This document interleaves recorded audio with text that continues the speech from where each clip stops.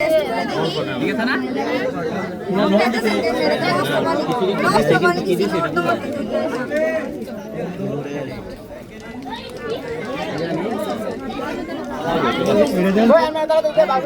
এত গোলা কালে তো হইতো না।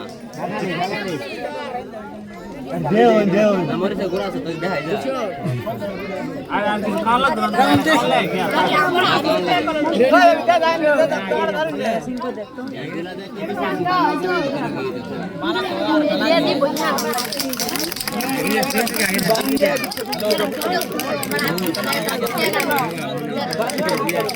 আমরা যাইতে পারি কার্যক্রম শেষ একদম না